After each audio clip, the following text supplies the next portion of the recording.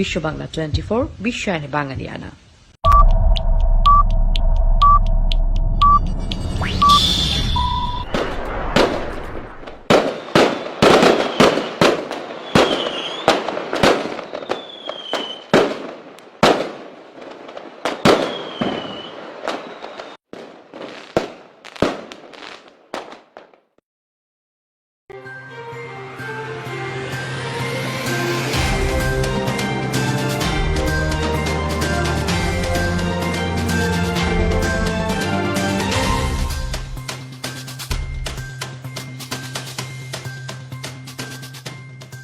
আসসালামু আলাইকুম।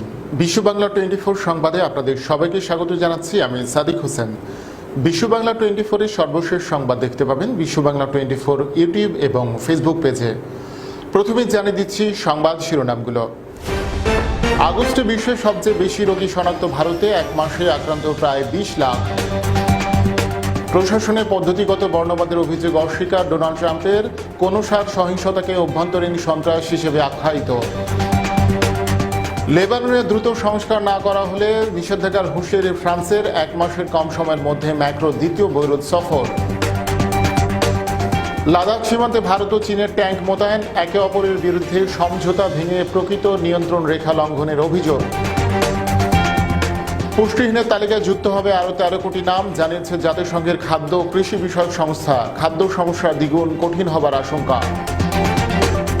করোনাকালে জুনের মুনাফা দ্বিগুণের বেশি, চলতি বছরের দ্বিতীয় প্রান্তিকে আয় 663.5 মিলিয়ন মার্কিন ডলার। 5.5 মাস পর যুক্তরাষ্ট্র থেকে দেশে ফিরলেন সাকিব আল হাসান, বিকেএসপিতে শুরু হচ্ছে তার মাঠে ফেরার প্রস্তুতি। এবং উরুগুয়ের শীর্ষ লিগে ঘরের মাঠে পেনারোলের হার, ব্যর্থতার দায়ে 11 মাস পরে চাকরি হারালেন প্রধান কোচ ফোরলান।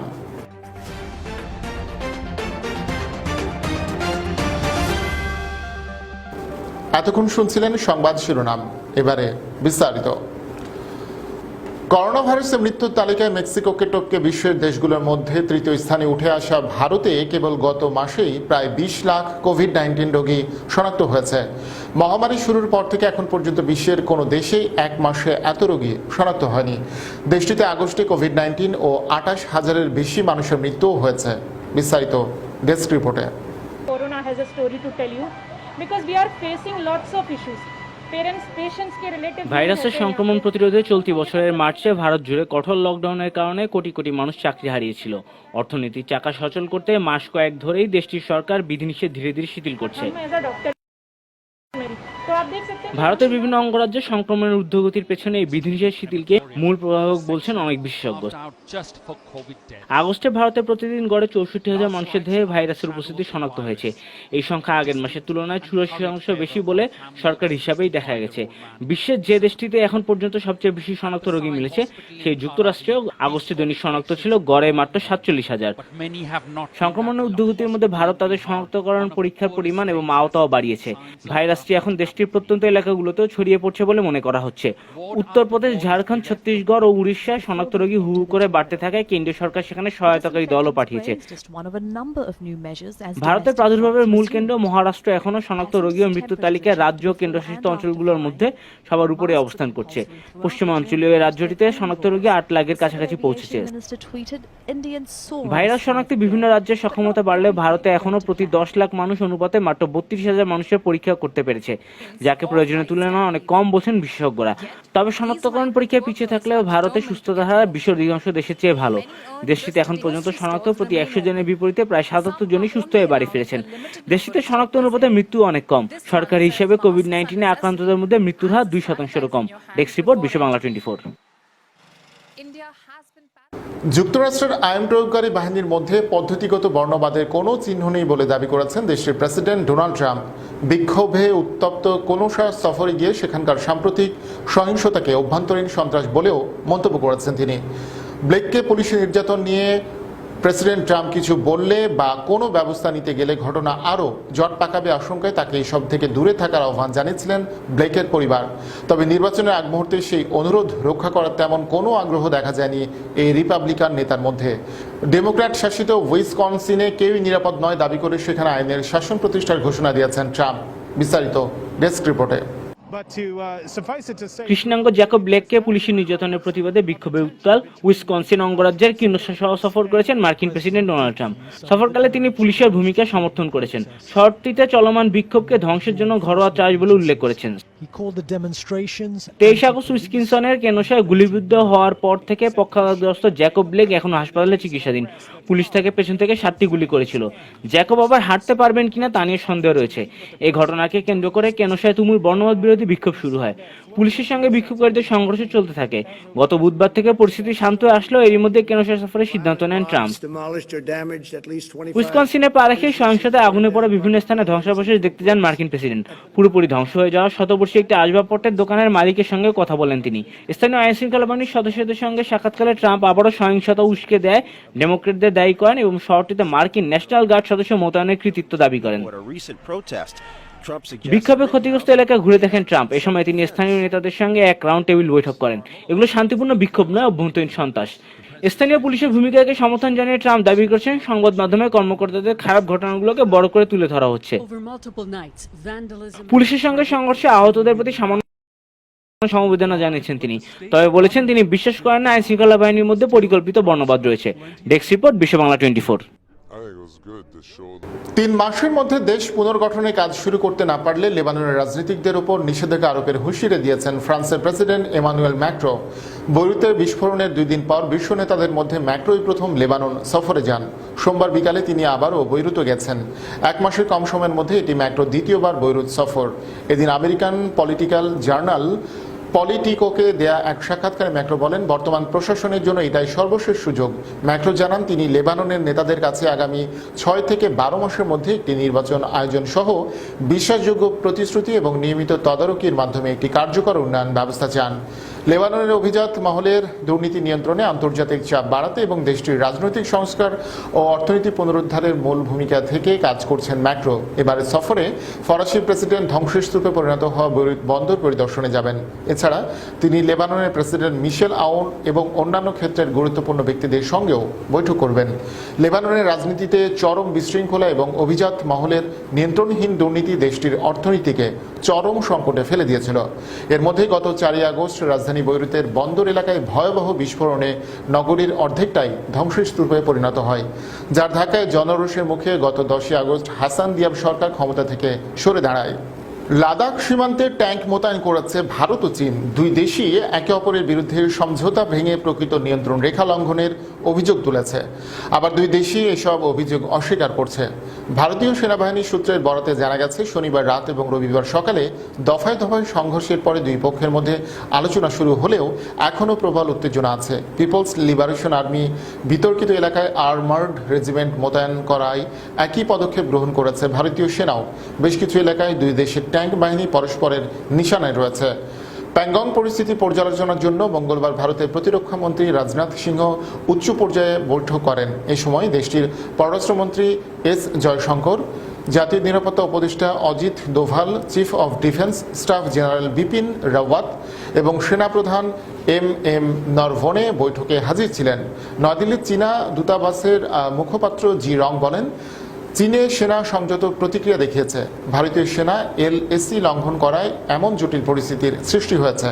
অবিলম্বে তা প্রত্যাহার করা প্রয়োজন। অন্যদিকে চীনের পররাষ্ট্রমন্ত্রী ওয়াং ই একটি ফরাসি প্রতিষ্ঠান আয়োজিত পররাষ্ট্র নীতি সংক্রান্ত আলোচনা সভায় বলেছেন, ভারতের সঙ্গে আলোচনার মাধ্যমে সীমান্ত সংক্রান্ত বিবাদ মেটাতে তারা প্রস্তুত, কিন্তু কোনো অবস্থাতেই সার্বভৌমত্বের প্রশ্নে আপোষ করা হবে না। প্রিয় দর্শক, খবর এই পর্যায়ে নিচ্ছে ছোট্ট একটি বিরতি। ফিরছি এক্ষুনি, সাথেই থাকুন।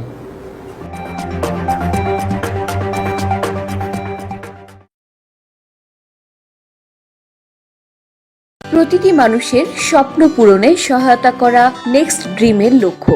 আমাদের প্রতিনিধিরা ক্রমাগত আপনার উন্নতিকল্পে কাজ করে যাচ্ছে। বিনা পরিশ্রমে সম্পদশালী হওয়ার জন্য আজই আমাদের সাথে যোগাযোগ করুন। আমাদের ঠিকানা 372372 Jackson Heights, new York 11372। Phone করুন 9293574245 অথবা 7183161949 এই নম্বরে। Email nextdreamllc@gmail.com। মহামারী করোনা ভাইরাস থেকে বাঁচতে করণীয়: অপ্রয়োজনে বাড়ির বাইরে যাওয়া বন্ধ করুন। ঘরের বাইরে মাস্ক ব্যবহার করুন। গণপরিবহন এড়িয়ে চলার চেষ্টা করুন। ঘরে ফিরে হ্যান্ড ওয়াশ দিয়ে ভালো করে হাত ধুয়ে নিন। বাইরে পরা কাপড় দ্রুত ধুয়ে ফেলুন। প্রচুর পরিমাণে ভিটামিন সি যুক্ত খাবার খান এবং পর্যাপ্ত পানি পান করুন। ফলমূল সহ যে কোনো শাকসবজি ভালো করে ধুয়ে নিন। ঘর এবং কাজের জায়গা নিয়মিত পরিষ্কার করুন। মন প্রফুল্ল রাখতে নিয়মিত শরীরচর্চা করুন। শিশুদের মানসিক স্বাস্থ্য ভালো রাখতে যে কোনো কাজে তাদের পাশে থেকে উৎসাহ দিন।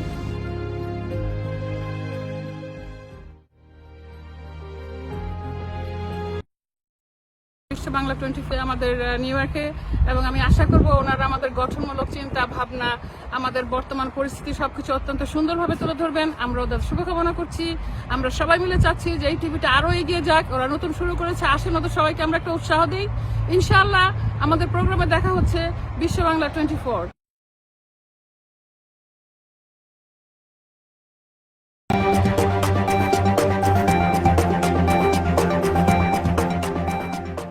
বিরতির পর সবাইকে আরও একবার স্বাগত জানাচ্ছি বিশ্ব বাংলা 24 সংবাদে। এবছর বিশ্বজুড়ে অপুষ্টিতে ভোগা মানুষের সংখ্যা 13 কোটি 20 লাখ বাড়তে পারে। এক পূর্বাভাসে জাতিসংঘের খাদ্য কৃষি বিষয়ক সংস্থা ফাও এমন শঙ্কার কথা জানিয়েছে।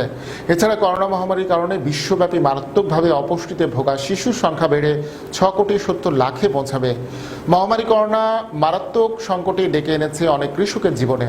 কঠিন এই সময়ের কারণে শহর ও গ্রামাঞ্চলে লাখ লাখ মানুষের খাদ্য সুরক্ষা ব্যাহত হয়েছে। করোনা ভাইরাস সংকটের কারণে লাখ লাখ মানুষ চাকরি হারানোতে খাদ্য সমস্যাটি দ্বিগুণ কঠিন হয়ে উঠেছে অনেকের জন্য। এশিয়া ও প্রশান্ত মহাসাগরীয় অঞ্চলে ক্ষুধা নিরসন ছাড়াও খাদ্য সংকট যাতে আরও প্রকট আকার ধারণ না করে, এর জন্য ধারণার উন্নয়নে মঙ্গলবার থেকে জাতিসংঘের বিশেষজ্ঞদের অনলাইন সম্মেলন শুরু হয়েছে।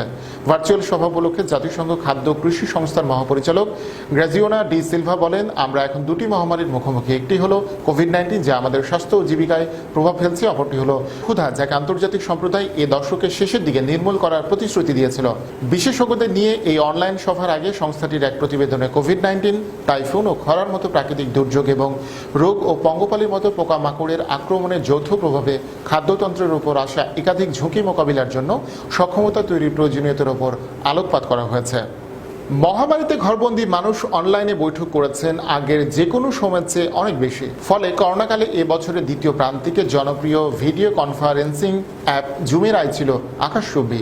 এই সময়ে মুনাফা হয়েছে দ্বিগুণের বেশি। করোনাকালে ব্যবসা ফুলে ফেঁপে উঠেছে জুমের। চলতি বছরের দ্বিতীয় প্রান্তিকে জুমের আয় 355% বেড়ে দাঁড়িয়েছে 663.5 মিলিয়ন মার্কিন ডলার, যা বিশ্লেষকদের দেয়া প্রাক্কলিত হিসাব 500.5 মিলিয়নের চেয়েও অনেক বেশি। এছাড়া 2019 সালের একই সময়ের তুলনায় চলতি বছরের কোম্পানিটির মুনাফা দ্বিগুণের বেশি বেড়ে হয়েছে 186 মিলিয়ন ডলার। একই সঙ্গে তাদের গ্রাহক সংখ্যা 458% বৃদ্ধি পেয়েছে। করোনার কারণে ঘরে বসে কাজ করার কারণে জুমের মতো অনলাইন ভিডিও কনফারেন্সিং অ্যাপগুলো সবার জন্য ছিল অতীব জরুরি। জুমের এই রেকর্ড মুনাফার নেপথ্যে প্রধান কারণ হিসেবে অর্থের বিনিময়ে অনেক গ্রাহক তৈরি করা ছাড়াও উচ্চ মূল্যে কর্পোরেট ক্লায়েন্ট তৈরির বিষয়টিকে বিবেচনা করা হচ্ছে, যা একই রকম সেবাদাতা অন্য কোম্পানিগুলোর চেয়ে ছিল ভিন্ন। কারণ সেসব কোম্পানি শুধু বিনামূল্যে তাদের গ্রাহকদের এই সুবিধা দিচ্ছে। গত মার্চ থেকে বিশ্বের অনেক দেশে করোনার বিস্তার রোধে লকডাউন সংক্রান্ত বিধিনিষেধ জারির পর থেকে জুম ছাড়াও সিসকো, ওয়েবএক্স এবং মাইক্রোসফট টিমসের মতো ভিডিও কনফারেন্সিং সেবাদাতা অ্যাপগুলোর গ্রাহক সংখ্যা দ্রুতই বাড়তে শুরু করে। তবে জুম ছিল অন্য সবগুলোর চেয়ে ব্যতিক্রম। প্রিয় দর্শক, এবারে খেলার খবর। 5.5 মাস পর যুক্তরাষ্ট্র থেকে দেশে ফিরলেন সাকিব আল হাসান। বুধবার ভোররাতে ঢাকায় ফিরেছেন তিনি। আপাতত বনানীর বাসায় থাকবেন বাংলাদেশের এই অলরাউন্ডার। করোনা ভাইরাস পরীক্ষা করানোর পর ফল নেগেটিভ এলে শুরু হবে তার মাঠে ফেরার প্রস্তুতি। গত মার্চে যুক্তরাষ্ট্রে গিয়েছিলেন সাকিব। এপ্রিলের শেষ দিকে পৃথিবীর আলোয় আসে তার দ্বিতীয় সন্তান। পরিবারের সঙ্গে এই দীর্ঘ সময় কাটিয়েছেন তিনি। দেশের বাইরে থেকে সাকিব আগেও ফিরেছেন বহুবার, তবে এবারে ফেরা একটু অন্যরকম।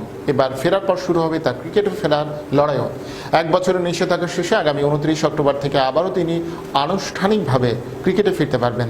নিষেধাজ্ঞার নিয়ম অনুযায়ী বিসিবির কোনো ধরনের সুযোগ সুবিধা তিনি ব্যবহার করতে পারবেন না।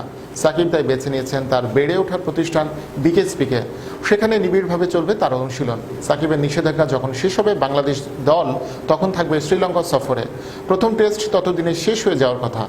বিসিবি সভাপতি নাজমুল হাসান কিছুদিন আগে বলেছেন দ্বিতীয় টেস্ট থেকেই খেলানো হবে সাকিবকে। নিষেধাজ্ঞা শেষের 2 সপ্তাহ আগেই এই অলরাউন্ডারকে শ্রীলঙ্কায় নিয়ে যাওয়ার ভাবনাও আছে। সেক্ষেত্রে তিনি অনুশীলন করবেন আলাদা করে।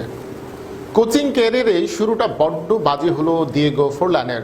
ব্যর্থতার দায় 11 মাস পর ইউরুগুয়ের ক্লাব পেনারোলের প্রধান কোচের চাকরি হারিয়েছেন দেশটির সাবেক তারকা ফরওয়ার্ড। উরুগুয়ের শীর্ষ লিগে ঘরের মাঠে ওয়ানদেরের কাছে 2-0 গোলে হারে পেনারোল। সবশেষ 4 ম্যাচে এটি দলটির দ্বিতীয় হার।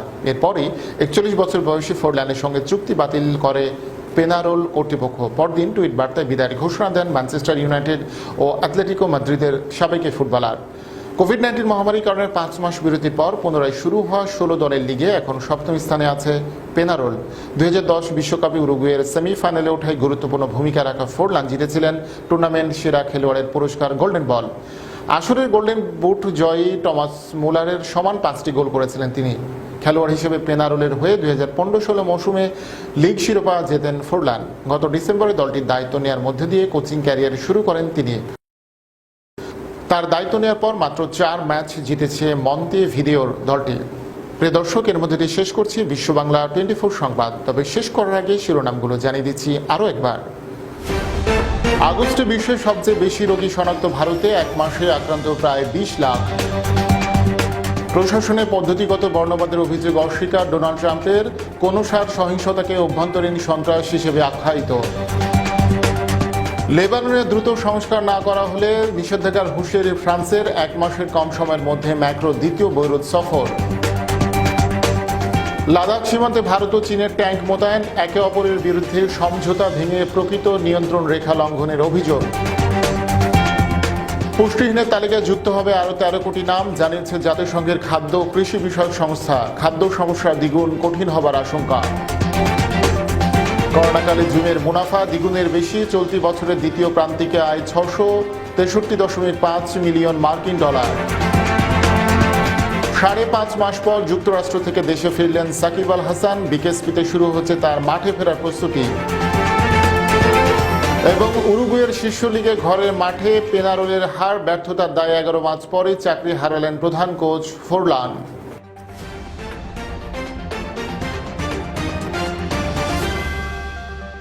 এতক্ষণ সাথে থাকার জন্য ধন্যবাদ সবাইকে। আরও একবার বিশ্ব বাংলা 24 সংবাদ দেখার আমন্ত্রণ জানিয়ে শেষ করছি এখনকার সংবাদ আয়োজন। প্রিয় দর্শক, করোনা ভাইরাস থেকে বাঁচতে স্বাস্থ্যবিধিগুলো মেনে চলুন, নিরাপদ ও সুস্থ থাকুন। আল্লাহ হাফিজ।